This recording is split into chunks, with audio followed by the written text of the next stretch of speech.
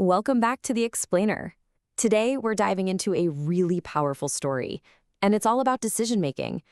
Now, it's an ancient tale, but trust me, the kinds of choices these characters face, they are as real and relevant today as they were thousands of years ago. So let me just ask you, what's the most important decision you've ever had to make?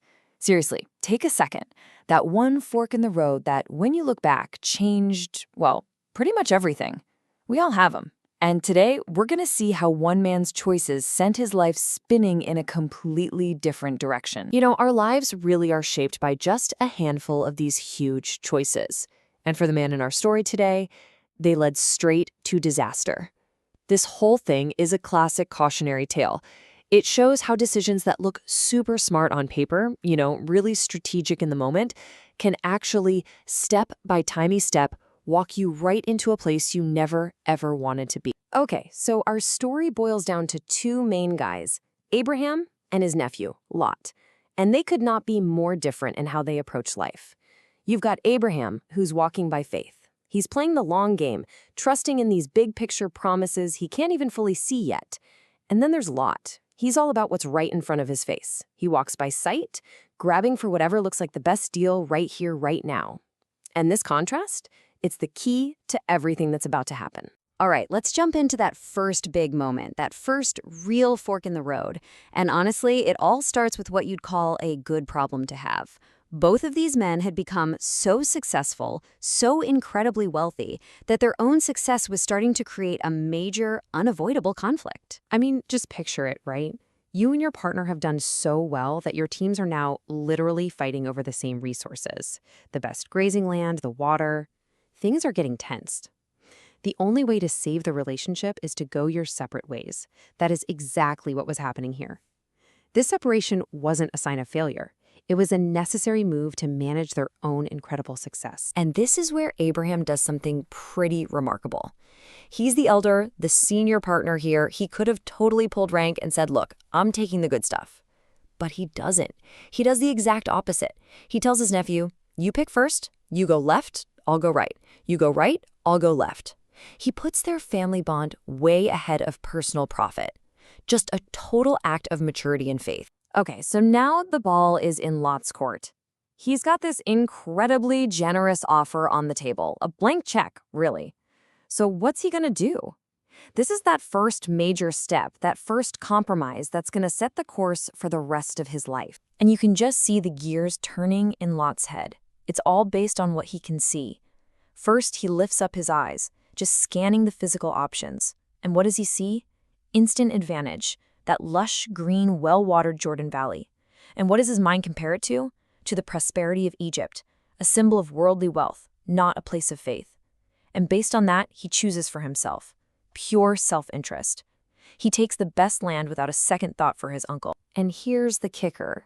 The spiritual danger of this choice was no secret. He picked a place that was already known for its wickedness. The men of Sodom were great sinners. So the land was rich, yeah, but the culture was toxic. And in his mental math, the bottom line simply outweighed the massive, waving red flags. It was a trade-off he was willing to make. You see, a choice like that is never just a one-and-done deal. It's the first step on a very slippery slope. It started this slow drift, a gradual move from just being near about influence to being completely swallowed up by it. Let's track how it all went down. It always seems to happen in stages, doesn't it? At first, he just pitches his tent near Sodom. I'm not in the city. I'm just close by. But proximity turns into participation. The next thing you know, he's found dwelling in Sodom. And it doesn't stop there. He climbs the ladder. He becomes a city leader, sitting at the gate, which was like the town square and city hall all rolled into one. He went from being an outsider to being a full-blown insider. And then, bam, reality check. A regional war breaks out, Sodom gets ransacked, and Lot is captured, along with all his wealth. And guess who has to come bail him out? Abraham, the very guy he left in the dust. You would think this would be a massive, flashing neon sign of a wake-up call, right? Proof that his worldly security was a total illusion. But amazingly, after Abraham rescues him, he goes right back to Sodom. He learned nothing. So this brings us to the moral climax of the story.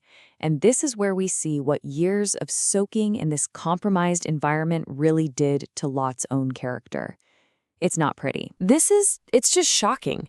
When a violent mob surrounds his house and threatens his guests, Lot's solution, his actual proposed solution, is to offer up his own virgin daughters to them.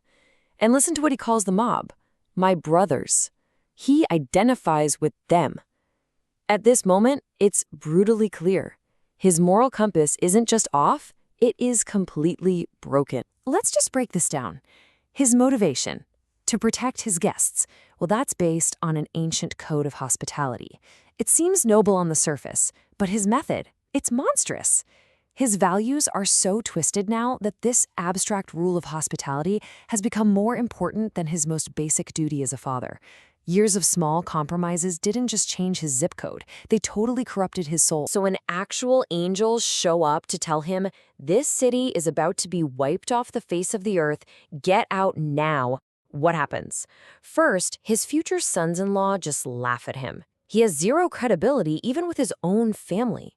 But then, even with a direct command from God's messengers to run for his life, he hesitates. He lingers. He's so attached to his life there that he's paralyzed. It gets so bad that the angels have to literally grab him and his family by the hand and drag them out of there. And now we get to it. This is where the bill comes due. This is the final, devastating accounting for a lifetime of choosing what looked good over what was right. First step, his wife. They're running, they've been given one rule, don't look back. But she does. Why? Her heart was still in Sodom. She was still attached to the life they were leaving behind. And in that one moment of looking back, she's lost. And the moral collapse doesn't even stop there. In a final, twisted act of desperation, his own daughters ensure the family line continues through incest. And their descendants? They become the Moabites and the Ammonites, two nations that would become long-standing bitter enemies of Abraham's people. And here is the final, crushing irony of it all. The man who surveyed all the land and cherry-picked the absolute best, most prosperous part for himself, he ends his life hiding in a cave, isolated, and full of fear. I mean, you look at this, and it's just so stark. Every single thing he was chasing, wealth, comfort, status, it all led him to its polar opposite, ruin, fear, and isolation. His entire path of short-term, selfish advantage turned out to be a tragic dead end. Later on, this whole story gets boiled down into a haunting 3-word warning. Remember Lot's wife. It's this powerful warning against having a divided heart, right? About physically walking one way while your heart and your desires are still stuck somewhere else. It's a wake-up call to be all in. And that's what brings this all back to us. Lot's story wasn't one big catastrophic failure. It was a series of small, seemingly smart choices that led him, degree by painful degree, toward disaster. So it really makes you ask the question, right? What is the cumulative effect of our own daily decisions? Which direction are they slowly but surely taking us?